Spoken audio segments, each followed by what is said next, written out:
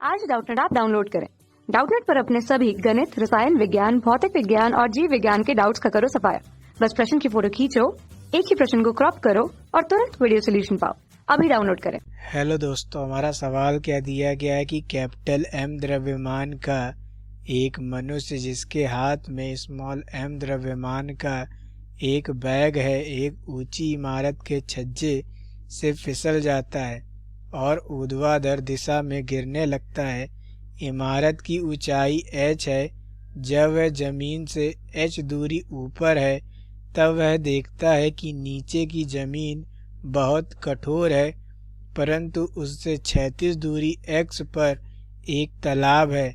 अपने को कठोर जमीन पर गिरने से बचाने के लिए मनुष्य अपने बैग को अपनी अपेक्षा 36 दिशा में तालाब से विपरीत दिशा में फेंकता है। वह बैग को न्यूनतम कितना क्षैतिज वेग दे ताकि वह मनुष्य पानी में गिरे। यदि वह पानी में बिल्कुल कठोर जमीन के पास में ही गिरता है तो बैग जमीन पर कहाँ गिरेगा, ये हमें बताना है। ठीक है, तो हमने मान लिया कि ये जो व्यक्ति है वो इस छोटे से जो द्रव्यमान है m, इसको v वेग से इस ओर फेंकता है। ठीक है, जिसके कारण व्यक्ति खुद v वेग से इस ओर गिरेगा। ठीक है, तो हम लोग जानते हैं कि इस पर बाहर से कोई भी बल नहीं लग रहा है। इस कारण से इस निकाय का जो संवेग होगा वो क्या होगा, संरक्षित होगा। तो यहाँ पर हम लोग लिख सकते हैं संवेग संरक्षण के नियम से।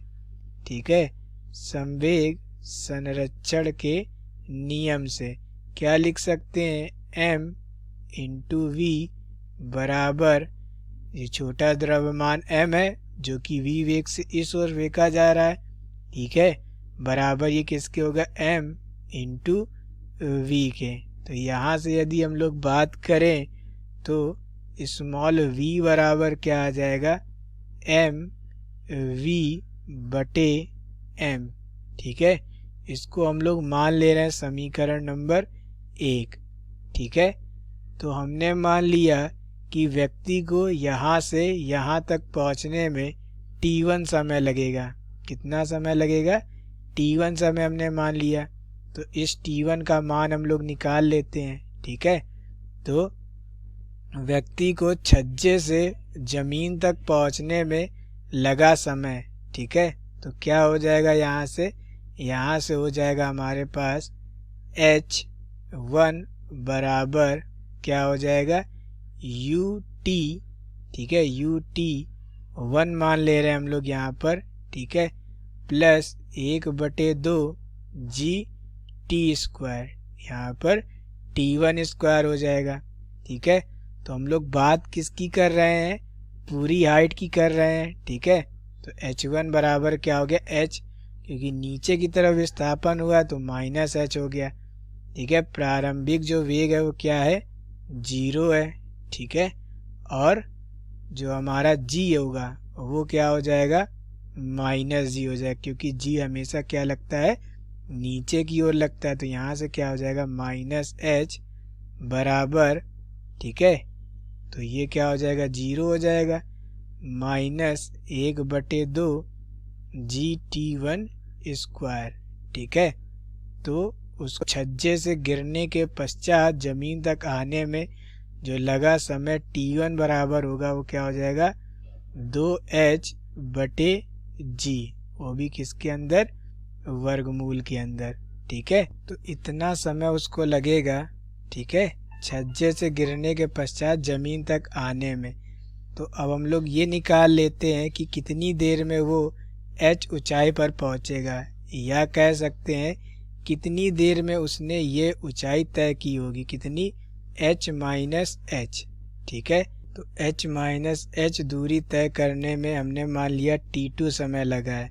तो यहाँ पर क्या हो जाएगा, h2 बराबर ut2 प्लस 1/2 g/t²। ठीक है, इसको हमने समीकरण नंबर 3 मान लिया। ठीक है, तो h2 बराबर कितना है, कितनी दूरी तय की, माइनस इस वजह से लगाया क्योंकि नीचे की तरफ विस्थापन हो रहा है, ठीक है, और कितना चला, h माइनस h, ठीक है। प्रारंभिक वेग 0 है और जो g लग रहा है वो किस तरफ लग रहा है, नीचे की तरफ लग रहा है, इस वजह से माइनस g रखना पड़ेगा, ठीक है। तो यहाँ क्या हो जाएगा, माइनस h माइनस h, ठीक है। यहाँ 0 हो जाएगा, माइनस 1/2 g T2 स्क्वायर, ठीक है। तो इस माइनस से माइनस कैंसिल हो जाएगा, तो हमारे पास T2 बराबर क्या आ जाएगा, 2h माइनस h, ठीक है। नीचे क्या आ जाएगा हमारे पास g, और इस स्क्वायर की वजह से यहाँ क्या आ जाएगा, वर्गमूल आ जाएगा, ठीक है। तो उसको h माइनस h दूरी तय करने में इतना समय लगेगा। तो जो बची हुई दूरी है, यानी कि h दूरी तय करने में कितना समय लगेगा, तो हमने मान लिया बची हुई जो दूरी है वो t समय में पूरी करेगा, ठीक है। बची दूरी, ठीक है, बची दूरी तय करने में लगा समय, करने में लगा समय क्या हो जाएगा, दोनों समय को हम लोग घटा देंगे तो आ जाएगा, ठीक है। तो t बराबर क्या हो जाएगा, T1 माइनस T2, ठीक है, T1 माइनस T2 हो जाएगा। तो यहाँ से हम लोग मान रख देंगे, T1 हमने कितना निकाला था, अंडर रूट के अंदर 2h बटे g माइनस, यहाँ क्या हमने निकाला था, अंडर रूट के अंदर 2h माइनस h बटे g, ठीक है। तो अब हम लोग इसको हल कर लेते हैं। तो इसमें हम लोग कॉमन क्या ले सकते हैं, अंडर रूट 2/g यदि हम लोग कॉमन ले लें तो यहाँ क्या बचेगा, under root h minus under root h minus h, यानी कि इतना समय लगेगा उसको बाकी दूरी तय करने में, ठीक है। तो इतने समय में ही क्या होगा कि वह व्यक्ति जो हमारा ये 36 दूरी है, इतनी दूरी ये तय करेगा, ठीक है। तो यहाँ से हम लोग कह सकते हैं इतने ही समय के लिए हम लोग क्या कह सकते हैं कि व्यक्ति को 36 दूरी भी तय करनी है इसी समय में, ठीक है। तो यहाँ से हम लोग क्या लिख सकते हैं, हम लोग लिख सकते हैं दूरी बराबर चाल गुणे समय, क्योंकि 36 दूरी हमें तय करनी है, ठीक है। कितनी दूरी है वो, x दूरी है, ठीक है। और व्यक्ति की चाल क्या थी, हमने कैपिटल V मानी थी, तो कैपिटल V कर देंगे इनटू कितने समय में इसको ये दूरी तय करनी है, t समय में, बचे हुआ समय यही तो है, तो यहाँ पर t आ जाएगा, ठीक है। तो यहाँ से हम लोग v बराबर क्या रख सकते हैं, सबसे पहले हमने निकाला था, ठीक है। तो ये मान हम लोग यहाँ पर रख सकते हैं, कैपिटल V बराबर भी हम लोग यहाँ से निकाल लेते हैं। तो कैपिटल V बराबर हम लोग क्या रख सकते हैं, mv, ठीक है, स्मॉल v बटे कैपिटल M, ये रख सकते हैं। तो ये मान हम लोग यहाँ पर रख देंगे, ठीक है। तो ये हो जाएगा x, यहाँ क्या हो जाएगा mv बटे capital M into t, t की जगह हम लोग क्या रख सकते हैं, अंडर रूट 2/g, ठीक है, ब्रैकेट के अंदर under root h minus under root h minus h, ठीक है। तो यहाँ से हमें क्या निकालना था कि बैग को कितना न्यूनतम वेग देना है, तो हमें v का मान ज्ञात करना है। तो सब कुछ उधर भेज देंगे, तो ये क्या हो जाएगा m बटे स्मॉल m, ठीक है। और यहाँ पर क्या हो जाएगा x है, तो यहाँ पर x लिख देंगे बटे अंडर रूट के बटे में क्या आ जाएगा, अंडर रूट के अंदर 2/g, ठीक है, और ब्रैकेट के अंदर under root h minus under root h minus h, ठीक है। तो यानी कि इतना हमें न्यूनतम देना पड़ेगा बैग को, जिससे कि व्यक्ति तालाब में जा कर के गिरे, ठीक है। तो ये आ गया न्यूनतम वेग, ठीक है। ये किसको देना पड़ेगा, बैग को इतना वेग देना पड़ेगा, ठीक है। दूसरी चीज हमसे कह रहा है कि यदि वह पानी में बिल्कुल कठोर जमीन के पास में ही गिरता है तो बैग जमीन पर कहाँ गिरेगा, ठीक है। तो हमने मान लिया कि ये जो व्यक्ति है वो मूल बिंदु पर ही चल रहा है। ठीक है, जो इसका हमारा जो द्रव्यमान केंद्र होगा इस निकाय का वो क्या होगा, मूल बिंदु पर होगा। तो यहाँ पर हमने मान लिया कि ये मूल बिंदु है।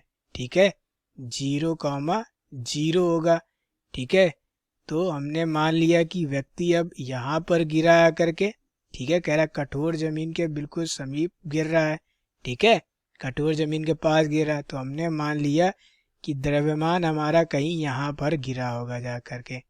ठीक है, तो क्योंकि यहाँ पर बाहर से कोई भी बल नहीं लग रहा है, इस वजह से जो हमारा द्रव्यमान केंद्र का x घटक होगा वो नियत रहेगा। ठीक है, तो यहाँ से हम लोग क्या लिख सकते हैं, यहाँ से हम लोग लिख सकते हैं XCM बराबर क्या हो जाएगा, कैपिटल M। ठीक है, और कैपिटल M कितनी दूरी पर गिर रहा है, कैपिटल M गिर रहा है x दूरी पर। ठीक है, यहाँ से कितनी दूरी पे गिर रहा है, x दूरी पर। हमने मान लिया कि ये x1 दूरी पर गिरेगा। ठीक है, तो यहाँ पर क्या हो जाएगा, प्लस स्मॉल m। ठीक है, और कितनी दूरी पर गिर रहा है, x1 दूरी पर गिर रहा है, बटे क्या हो जाएगा, निकाय का कुल द्रव्यमान। निकाय का कुल द्रव्यमान क्या हो जाएगा, यहाँ पर हो जाएगा m प्लस स्मॉल m। ठीक है, और जो हमारा x घटक था द्रव्यमान केंद्र का वो क्या है, मूल बिंदु पर ही है, तो ये क्या हो जाएगा, 0 हो जाएगा।